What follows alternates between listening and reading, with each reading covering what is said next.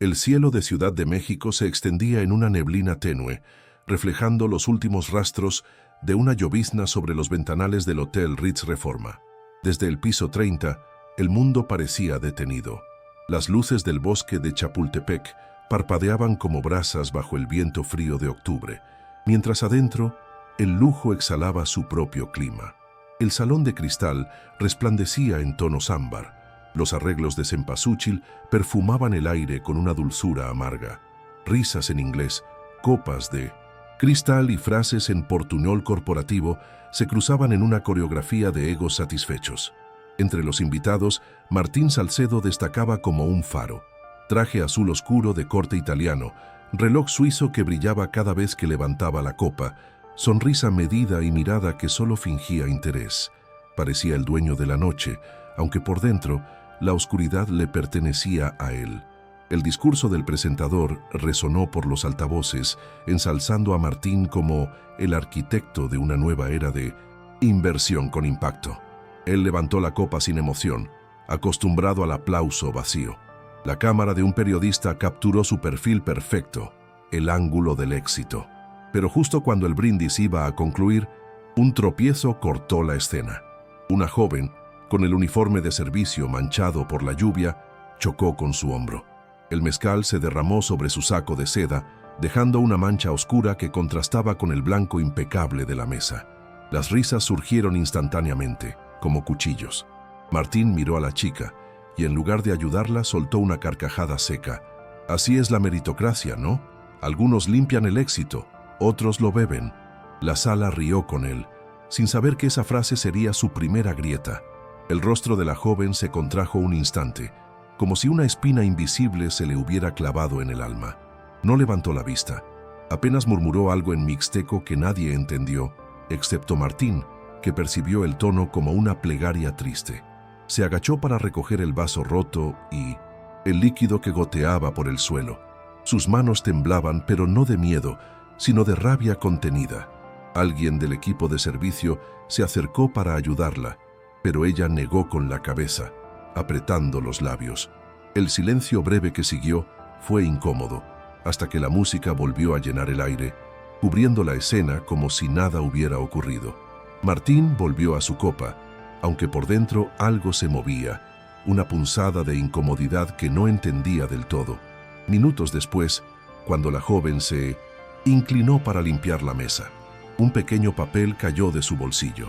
Era un trozo de servilleta con un dibujo hecho a lápiz, una espiga de maíz que se transformaba en ala, marcada con una espiral diminuta. Martín lo reconoció al instante. Esa firma, esa espiral, era idéntica a la que aparecía en un mural que había comprado semanas antes, una obra de la misteriosa artista Flor del Maíz. Su respiración se detuvo por un segundo.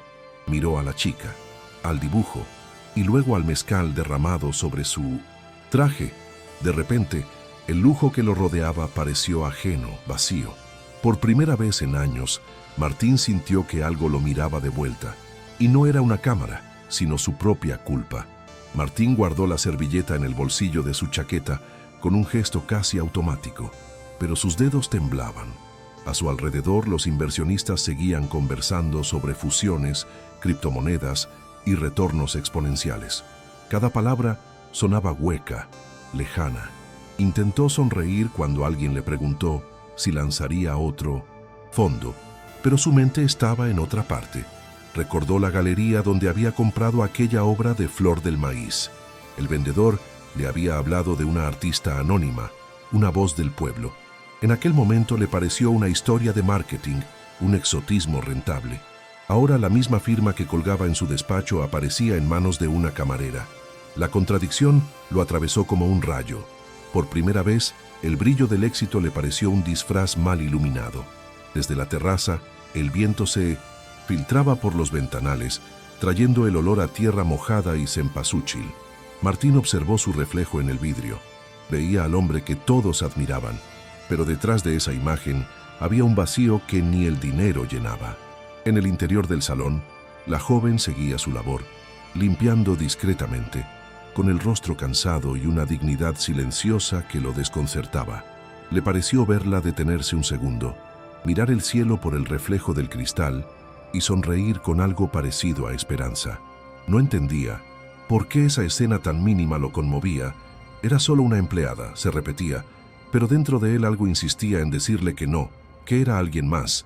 Decidió salir al balcón para despejarse.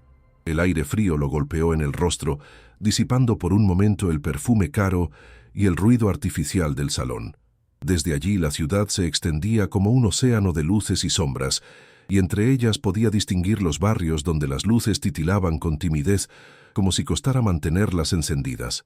Se preguntó cuántas de esas ventanas pertenecían a personas como aquella joven, invisibles pero esenciales. Detrás del cristal, la fiesta continuaba. Adentro, todos reían. Afuera, él se sentía por primera vez fuera de lugar. Cuando volvió a mirar a la muchacha, la vio desaparecer por una puerta lateral que conducía al área de servicio, y sin saber por qué, sintió el impulso de seguirla. El sonido de las risas se fue apagando a medida que descendía por el pasillo trasero. Las paredes estaban desnudas, la luz era fría y olía a detergente. Allí el hotel era otro mundo silencioso y real. Martín caminó con cuidado, aún con el vaso en la mano, como si temiera romper el hechizo que lo había traído hasta allí. Escuchó voces apagadas, órdenes rápidas en español y mixteco. Entonces la vio. Estaba sentada sobre una caja de refrescos, hojeando un cuaderno desgastado con las manos manchadas de pintura. Era ella, y el mismo símbolo, la espiral, estaba dibujado en la tapa. Martín se quedó inmóvil en el umbral, observándola sin ser visto. El contraste era brutal. Él, con su traje de diseñador, ella, con su uniforme desteñido y los dedos teñidos de color. Cuando Alma levantó la vista, sus ojos de miel lo atravesaron sin miedo. Había en ellos una serenidad antigua, algo que recordaba a la mirada de su madre cuando pintaba en silencio. En ese instante, todo el ruido de su vida, los contratos, las cifras, las cámaras, se desmoronó. Sintió una punzada de vergüenza, pero también una curiosidad viva, como si frente a él hubiera una puerta que nunca se había atrevido a abrir. Y mientras ella cerraba el cuaderno con delicadeza, Martín entendió que aquella noche, entre el lujo y la humildad, su historia acababa de comenzar. ¿Te está gustando esta historia? Cuéntanos desde qué lugar del mundo nos estás viendo y suscríbete para no perderte lo que viene. Martín no recordaba la última vez que había sentido curiosidad por algo que no generara ganancia. Había construido su vida sobre números, retornos y discursos de impacto social que solo servían para decorar presentaciones de PowerPoint. Pero mientras bajaba por el pasillo de servicio, seguía viendo el rostro de aquella joven, la manera en que sostenía el cuaderno como si fuera un pedazo de su alma. Recordó sin querer la voz de su madre recitando versos de Sor Juana mientras pintaba en el patio de su vieja casa en Monterrey. El arte no se explica, se respira, le decía ella. Martín había olvidado eso el mismo día que la enterraron. Desde entonces su respiración era corta, como si el éxito le pesara más que la vida misma. El ruido de la cocina lo sacó de sus pensamientos. Entre vapores y voces rápidas, la joven limpiaba una bandeja de copas, concentrada, ignorando la mirada que se posaba en ella. Martín se acercó con cautela sin saber qué decir. «Perdón por antes», murmuró, torpe. Ella levantó la cabeza, sorprendida, y sus ojos brillaron un instante antes de volver a bajar. «No se preocupe, señor. Estoy acostumbrada», respondió con una sonrisa leve que no alcanzó a sus ojos. Esa frase, «estoy acostumbrada», le dolió más que cualquier crítica. Era la normalización de una herida. En ese silencio incómodo, él sintió que las paredes de su arrogancia empezaban a resquebrajarse. Martín señaló el cuaderno que ella había dejado sobre la mesa. «¿Puedo verlo?», preguntó con una mezcla de curiosidad y respeto. Alma dudó. Sus dedos rozaron la tapa, como si temiera entregar un secreto. Finalmente asintió, pero con una condición: no se ría. Martín lo abrió con cuidado. Las páginas estaban llenas de dibujos vibrantes, rostros de mujeres indígenas, campos de maíz, alas, manos que sembraban estrellas. Cada trazo tenía vida, una fuerza que no se parecía a nada de lo que había visto en las galerías de Polanco. «¿Tú hiciste esto?», susurró. Ella asintió. Lo hago para no olvidar de dónde vengo, dijo bajando la voz. En ese momento, algo en el pecho de Martín se quebró en silencio. El arte que tenía, frente a él no se podía comprar, solo entender. Antes de poder decir algo más, el sonido agudo de un teléfono interrumpió el momento. Alma atendió, y su expresión cambió al instante. El color se le fue del rostro. «¿Cómo que demolición mañana?», dijo, con un temblor en la voz. Martín la observó sin entender. Ella colgó y respiró con dificultad, como si el aire se le escapara. «Van a tirar la casa de mi abuela y el mural que pintamos en el barrio. Dicen que es propiedad del Fondo Salcedo». Martín sintió un nudo en el estómago. Era su empresa, su firma, su poder destruyendo lo que esa joven amaba. El eco de su propia ironía le golpeó. Así es la meritocracia. Por un momento, ninguno de los dos habló. El zumbido de los refrigeradores y el chisporroteo del aceite parecían burlarse del silencio. Martín intentó explicar algo sobre permisos, contratos, decisiones de terceros, pero cada palabra sonaba más hueca que la anterior. «No hace falta que me lo explique, señor», interrumpió Alma, con una calma dolorosa. «Nosotras siempre somos las que pagamos los planes de otros». Sus ojos humedecidos no mostraban rabia, sino una resignación antigua, aprendida a fuerza de sobrevivir. Martín tragó saliva. En su cabeza, los números que justificaban aquel proyecto, rentabilidad, plusvalía, eficiencia, se transformaban en un enjambre insoportable. No podía dejar de pensar en su madre, en cómo ella habría defendido un mural, no una cifra. Movido por un impulso que no comprendía, Martín dijo: «Déjame llevarte allá, quiero verlo». Alma lo miró desconfiada, como si le hablara un extraño que ofrecía fuego con las manos. «¿Para qué? ¿Para tomar una foto y donarlo a tu colección privada?», respondió con una ironía suave, casi triste. Martín bajó la mirada. «No, solo quiero entender lo que estoy destruyendo». Ella lo observó unos segundos más, y al ver que hablaba en serio, asintió con un gesto mínimo. «Si de verdad quiere ver, venga, pero no me toque, ni me hable de negocios». Martín solo asintió. Por primera vez, obedecía sin saber por qué. Salieron por la puerta trasera del hotel, donde la ciudad olía a lluvia y a gasolina. Los zapatos de Martín se hundían en los charcos mientras Alma avanzaba con pasos rápidos, sin mirar atrás. Tomaron un taxi viejo que olía a humedad y a café frío. El chofer los miró por el retrovisor con curiosidad, intentando adivinar qué hacían un empresario con traje caro y una trabajadora de uniforme en el mismo asiento. Nadie dijo nada. Durante el trayecto, las luces de la Reforma se fueron quedando atrás hasta que comenzaron los callejones de Xochimilco, donde los colores se mezclaban con la oscuridad. Allí, los murales aún resistían el paso del tiempo y del olvido. Martín miraba por la ventana, sorprendido. Nunca había estado en ese lado de la ciudad. Cuando el taxi se detuvo, Alma bajó sin esperar. Frente a ellos se levantaba una hilera de casas humildes, húmedas por la lluvia. En el muro de la esquina, a medio cubrir por una capa de pintura gris, se alcanzaban a ver figuras de mujeres soplando flores de maíz que se transformaban en aves. Martín se acercó, conmovido. «¿Tú pintaste esto?», preguntó. Alma negó suavemente. «No solo yo, somos muchas, pero no puedo decirte quiénes. Si lo saben, nos quitan el trabajo». La idea de una red de mujeres creando arte en secreto le pareció casi mítica.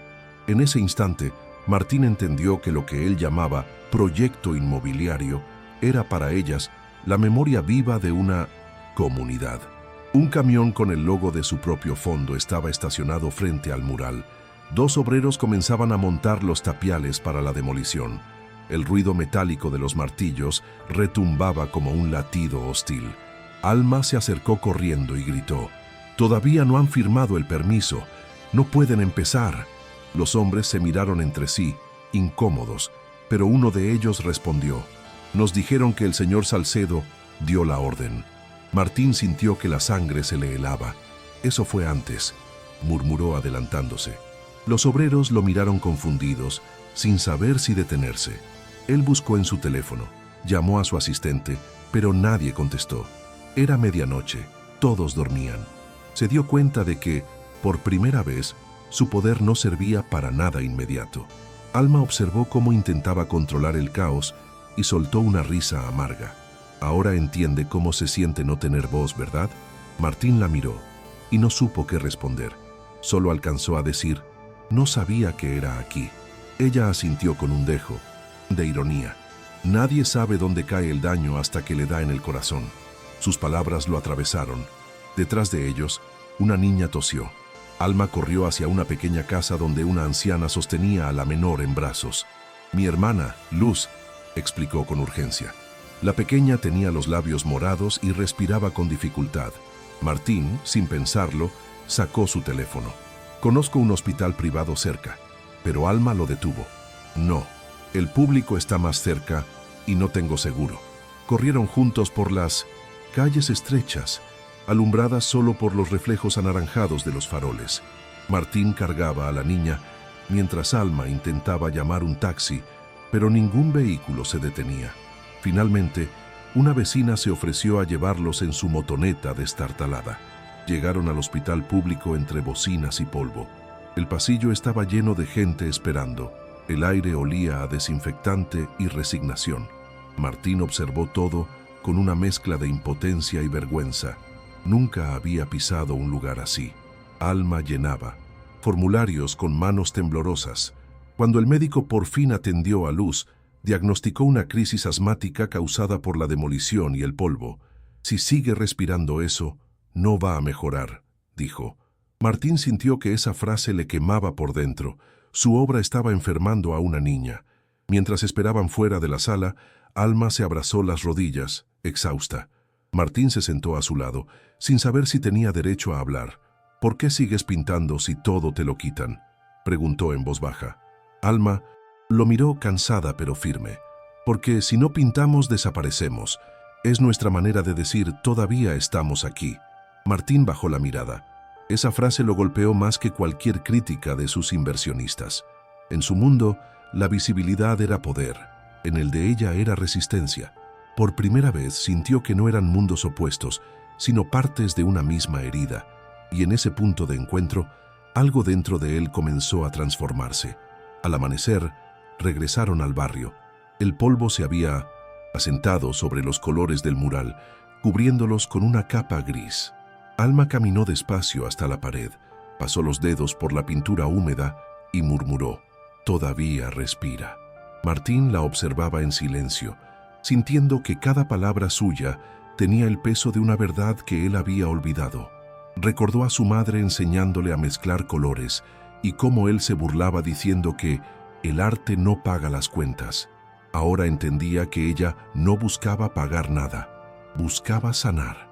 En ese momento, Alma sacó una pequeña lata de pintura y empezó a repasar un trazo del mural. «No puedes hacer eso», dijo él instintivamente. «Ya es propiedad del fondo». Ella lo miró con calma. «Entonces que el fondo respire conmigo». El sonido del aerosol llenó el aire frío de la mañana. Las letras flor del maíz reaparecieron sobre el gris. Algunos vecinos se acercaron, otros grababan con sus teléfonos.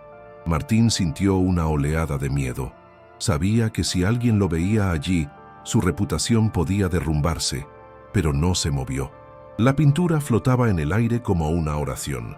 «¿Qué pasará si te descubren?», preguntó con voz temblorosa. Alma sonrió apenas. «Ya me descubrieron una vez, señor Salcedo, pero ahora usted también está aquí».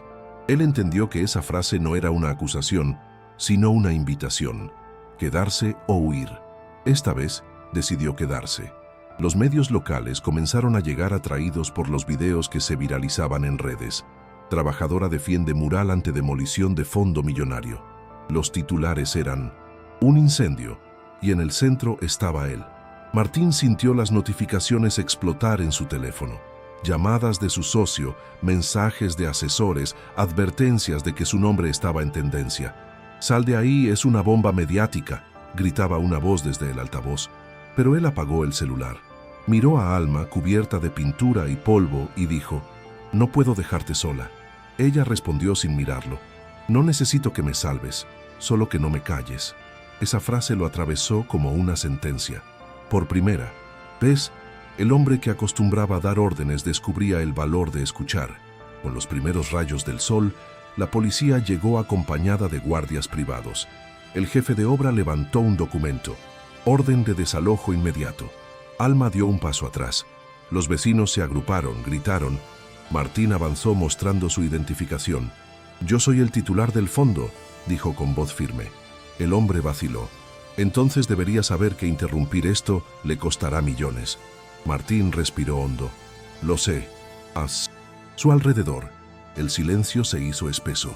Alma lo miró sorprendida. No era el tono arrogante del empresario, sino la voz de alguien que comenzaba a entender el precio de la dignidad. Durante horas, la tensión se mantuvo como una cuerda a punto de romperse. Los vecinos formaron un círculo alrededor del mural mientras Martín intentaba ganar tiempo llamando a su equipo legal. Cada minuto que pasaba era una batalla entre la burocracia y la esperanza. Alma, con la cara salpicada de pintura naranja, se acercó a él. «¿Por qué hace esto?», le preguntó con una mezcla de incredulidad y ternura. Martín se encogió de hombros. «Tal vez porque mi madre también pintaba, tal vez porque me cansé de mirar sin ver». Ella lo miró un momento y luego bajó la vista. «Entonces mire bien, porque mañana puede no quedar nada». En ese instante, comprendió que la lucha no era solo por un mural, sino por algo que él había perdido hacía mucho: su humanidad. Cuando cayó la tarde, llegó un grupo de reporteros con cámaras encendidas. Alma quiso esconderse, pero Martín se interpuso. «No graben su rostro», ordenó con autoridad. Los periodistas se sorprendieron. No era el discurso frío del inversionista, sino el de un hombre intentando proteger. Alma lo observó sin comprender del todo. «No necesito protección, necesito aliados», le dijo. Martín asintió. «Entonces, eso seré». Detrás de ellos, el cielo se teñía de violeta y los pétalos de cempasúchil caían sobre el suelo húmedo. Era como si la ciudad entera contuviera la respiración antes del cambio. Cuando finalmente anocheció, el sonido de las máquinas se detuvo. Un inspector del ayuntamiento llegó con nuevos documentos. La demolición quedaba suspendida temporalmente por irregularidades. Martín sintió que el aire volvía a entrarle en los pulmones. Alma cerró los ojos, exhalando un suspiro largo. Los vecinos aplaudieron entre lágrimas. Él, que solía celebrar firmas millonarias con champaña, sintió que ese pequeño aplauso de gente humilde valía más que cualquier contrato. Aún así, sabía que la batalla no había terminado. Las multas, los socios, los medios, todo caería sobre él al amanecer. Pero mientras miraba el mural cubierto a medias, pensó que por primera vez el riesgo tenía sentido. En silencio, acompañó a Alma hasta su casa, un cuarto modesto en una azotea con vista a los techos mojados de Xochimilco. Ella encendió una vela y colocó una flor frente a un retrato antiguo de su padre. Él decía que cada quien pinta su destino, murmuró. Martín observó la escena con un respeto que no recordaba haber sentido. En esa humildad había más belleza que en cualquier salón de gala. «¿Y usted, señor Salcedo?», preguntó ella sin mirarlo. «¿Cuál está pintando ahora?». Martín se quedó callado. Por primera vez no tenía respuesta. Solo supo que esa pregunta lo perseguiría hasta encontrar la verdad. El amanecer siguiente trajo consigo una mezcla de miedo y determinación. Martín había pasado la noche entera revisando contratos, calculando pérdidas, imaginando titulares. Cada número que veía parecía una condena, pero cada vez que pensaba en detenerse, recordaba los ojos de Alma y la respiración débil de luz. Al salir de su departamento, observó por la ventana la ciudad aún dormida. Por primera vez, no la vio como un mapa de oportunidades, sino como un organismo vivo, con heridas abiertas que él mismo había ayudado a causar. En su mesa, la servilleta con la espiga convertida en ala lo esperaba. La guardó en el bolsillo interior de su saco como un talismán. Sabía que lo que iba a hacer no tendría marcha atrás. Cuando llegó al barrio, ya había cámaras, curiosos y patrullas. La empresa de seguridad había retomado las obras. El estruendo de las máquinas era ensordecedor. Alma, de pie frente al mural, sostenía una lata de pintura con la mirada encendida. «No pueden taparlo», gritó. «Si lo destruyen, destruyen nuestra historia». Los guardias avanzaron y uno intentó quitarle la pintura de las manos. Entonces Martín apareció, cruzando la multitud. «¡Basta!», rugió. El sonido se detuvo como si el tiempo hubiera obedecido su voz. Todos lo miraron, sin entender si hablaba como dueño o como rebelde. Él mismo, por primera vez, tampoco lo sabía. Martín se colocó frente a la máquina excavadora. El viento movía su corbata empapada de sudor y polvo. «Nadie toca ese muro», dijo, con una firmeza que no necesitó elevar el tono. El jefe de obra, confundido, levantó el teléfono para llamar a la dirección general, pero Martín se lo arrebató. «Cualquier orden nueva pasa por mí». Detrás de él, Alma lo observaba con una mezcla de miedo y desconcierto. No sabía si creer en aquel hombre que hasta ayer representaba todo lo que odiaba. «¿Por qué hace esto?», le gritó. Él giró hacia ella, respirando con dificultad. «Porque anoche entendí que el dinero no crea futuros y borra la memoria». Los vecinos comenzaron a murmurar. Algunos grababan la escena, otros aplaudían tímidamente. De repente, un periodista empujó entre la multitud una cámara encendida. «¿Está confirmando que suspende su propio proyecto multimillonario?», preguntó. Martín dudó un instante. El peso de la decisión se hizo insoportable. Pero cuando miró el mural, medio cubierto por la pintura gris, vio en esa pared lo que quedaba de su madre, de sí mismo, de todo lo que había olvidado. «Sí», respondió. «Yo lo detengo». El silencio se rompió con un estallido de aplausos y gritos. Alma se acercó, temblando, sin saber si abrazarlo o empujarlo. «No lo entiendo», dijo entre lágrimas. «Yo tampoco», admitió él, «pero es lo más honesto que he hecho en años». Los guardias se apartaron. Las cámaras siguieron grabando. Martín subió a una caja de madera frente al muro, cubierto de polvo y pintura. «Este mural no se destruye. Este terreno no se vende», declaró con voz firme. «El proyecto se suspende hasta nuevo aviso. Si hay que pagar multas, las pagaré yo». Su asistente, que acababa de llegar, lo miró horrorizado. «Martín, estás cometiendo un suicidio financiero», gritó, pero él no respondió. Se giró hacia los vecinos y añadió: «Ustedes tienen derecho a decidir qué nace aquí. No volveré a construir sobre ruinas humanas». La multitud enmudeció. Alma lo miraba incrédula, como si aquel hombre que hacía unas horas la humilló se estuviera despojando ladrillo a ladrillo de su vieja armadura. La tensión se transformó en emoción. Una anciana levantó una flor de cempasúchil y la colocó frente al mural. Luego, otra mujer hizo lo mismo. En pocos segundos el polvo gris se cubrió de pétalos anaranjados. Martín bajó la vista conmovido. «Esto era lo que mi madre intentaba enseñarme», susurró. Alma, que lo escuchó, se acercó despacio. «¿Su madre pintaba?», preguntó.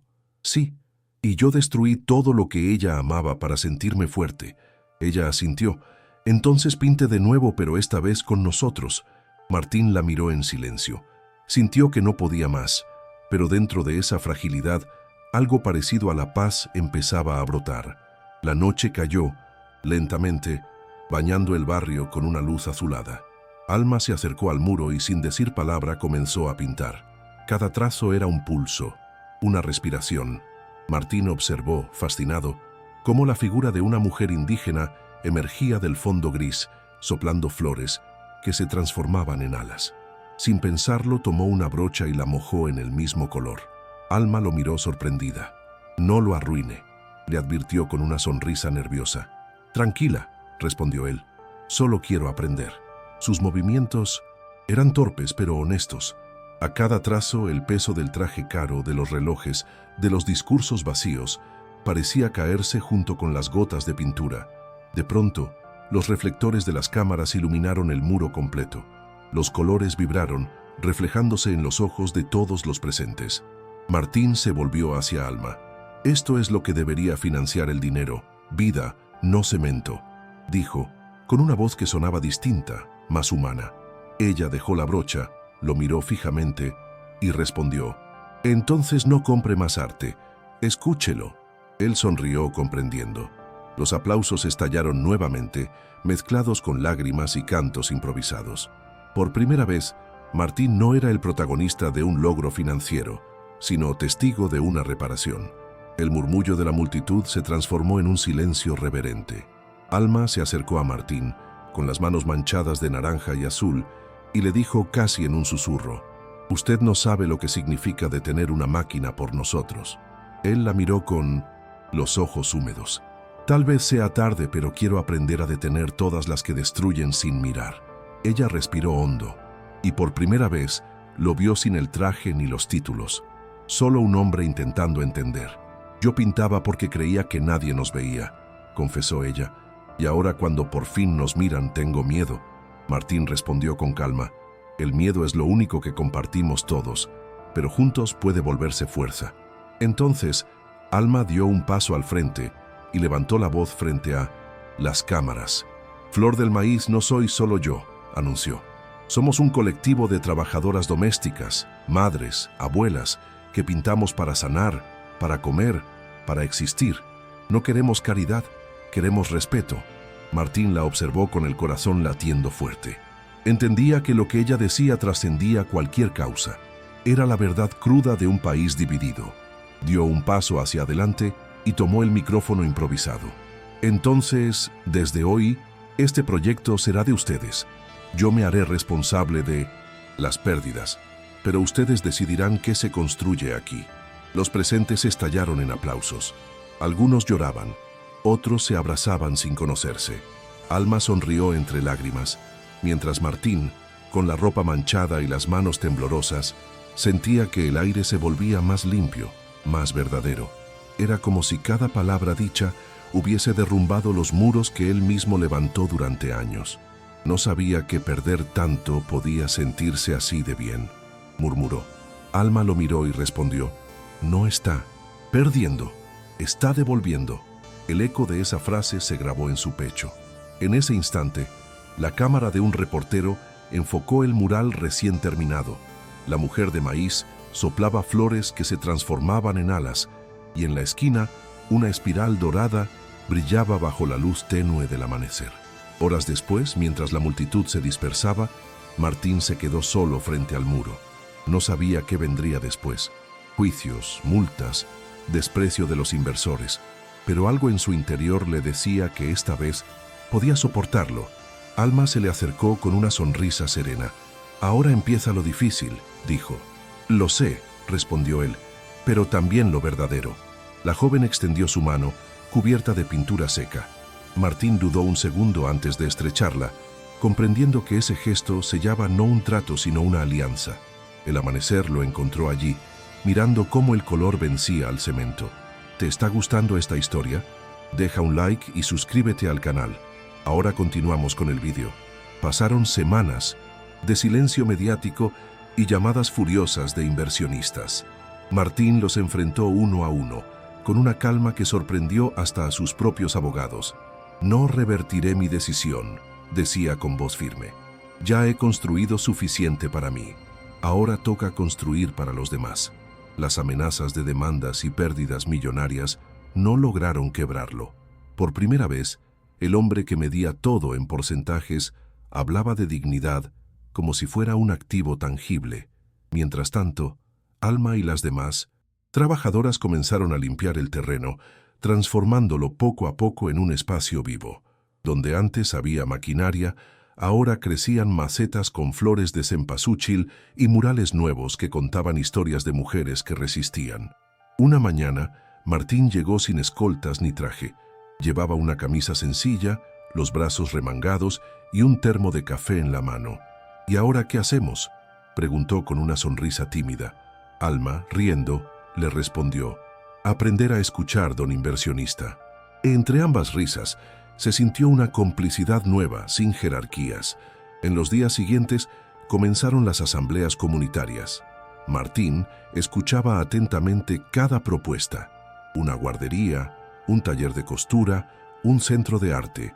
«Casa Flor del Maíz», sugirió una niña, y todos aplaudieron.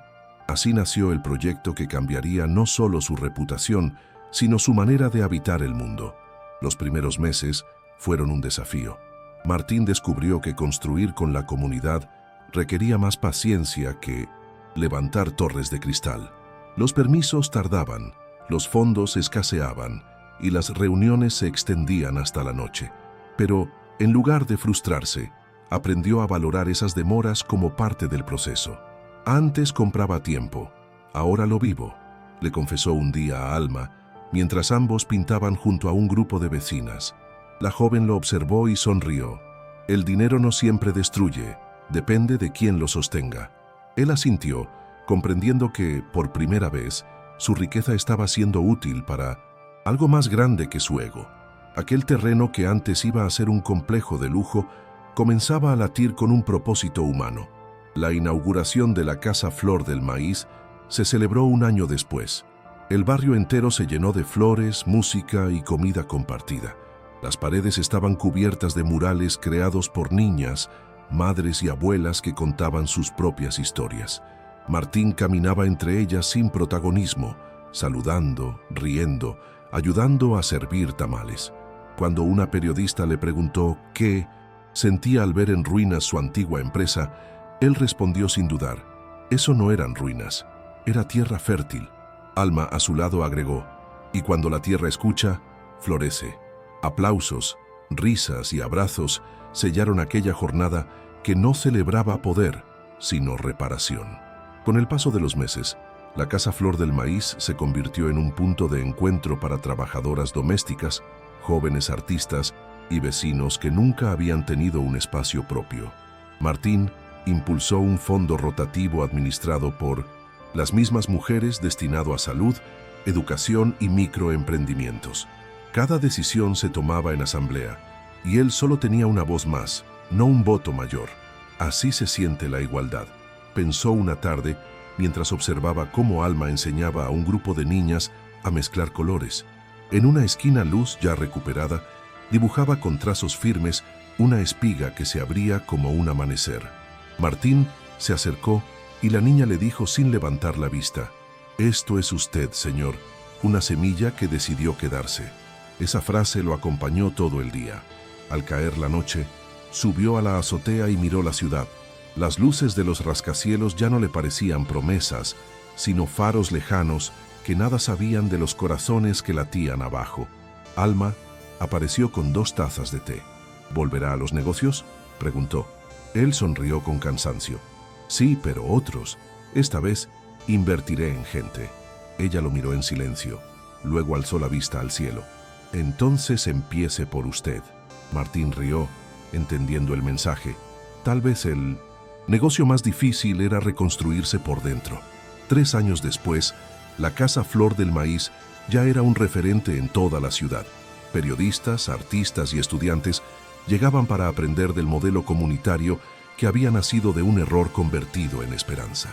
Martín caminaba por el patio con un cuaderno bajo el brazo. Ya no llevaba reloj caro ni traje. Se había vuelto un hombre sencillo, de mirada tranquila. Alma organizaba una nueva exposición itinerante con murales de mujeres de Oaxaca, y Luz, ahora becada en la UNAM, enseñaba a niños a dibujar alebrijes. Las risas llenaban el aire, y los pétalos de cempasúchil seguían marcando los caminos del patio como pequeñas llamas vivas. En el muro principal, una frase escrita por Alma brillaba al sol: «Donde hubo cemento, floreció el maíz». Esa tarde, Martín presentó un informe simple pero contundente. Las enfermedades respiratorias habían disminuido. Más de 40 familias regularizaron sus viviendas y la violencia callejera bajó. Los números, por primera vez, contaban historias de vida y no de ganancia. «El éxito no se mide en billetes, sino en respiraciones tranquilas», dijo al cerrar la reunión. Alma lo miró con orgullo silencioso. Sabía que aquel hombre había cambiado no por culpa ni por redención, sino por comprensión. A veces las revoluciones comienzan con un solo gesto de humildad, y aquel mezcal derramado había sido el primero. Al anochecer, Martín regresó al mismo hotel de Paseo de la Reforma, donde todo había comenzado. El brillo del mármol y las copas de cristal ya no lo intimidaban. Subió al viejo mirador, miró hacia el bosque de Chapultepec y respiró hondo. En el bolsillo aún guardaba la servilleta con la espiga convertida en ala, amarillenta por el tiempo. Sonrió. Ahora entendía que aquel dibujo no era un accidente, sino una llamada. Desde abajo, las luces del barrio de Xochimilco parpadeaban como pequeñas constelaciones vivas.